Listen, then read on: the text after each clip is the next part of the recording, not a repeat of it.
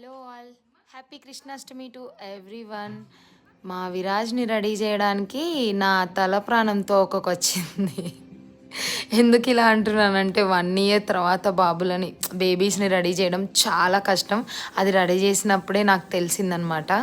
ఫైనల్గా మా చిన్ని కృష్ణుని బుజ్జగిస్తూ ఇంకా పాటలు పాడుకుంటూ వాడికి రైమ్స్ చెప్తూ బుజ్జగిస్తూ నేను ఎలానో అలాగా రెడీ చేశాను.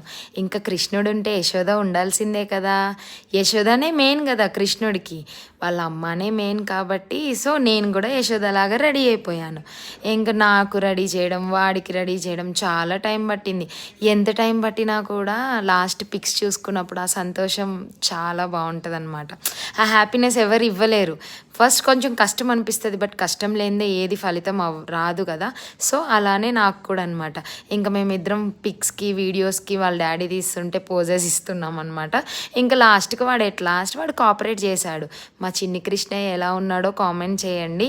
అలాగే మీ ఇంట్లో మీకు చిన్ని కృష్ణయ్యలు ఉన్నారా, చిన్ని గోపికమ్మలు ఉన్నారు కదా, వాళ్ళ ఫొటోస్ కూడా ట్యాగ్ చేసి కామెంట్ చేయండి. మీ చిన్ని కృష్ణయ్యలు అసలు కోఆపరేట్ చేశారా? మా చిన్ని కృష్ణయ్య అయితే అసలు కోఆపరేట్ చేయలేదు. ఎట్ లాస్ట్ ఇంకా 4 పిక్చర్స్ మాత్రం వచ్చాయి. ఇంకా అవే సర్దుకున్నాం అనమాట. మేబీ నెక్స్ట్ ఇయర్ అన్నా కోఆపరేట్ చేస్తాడో చూడాలి. Thank you all, thank you for supporting us. ప్రతి ఒక్కరికి థ్యాంక్ యూ. మమ్మల్ని సపోర్ట్ చేసినందుకు, విరాజ్కి నన్ను బ్లెస్ చేసినందుకు, విరాజ్ని బ్లెస్ చేసినందుకు థ్యాంక్ యూ సో మచ్.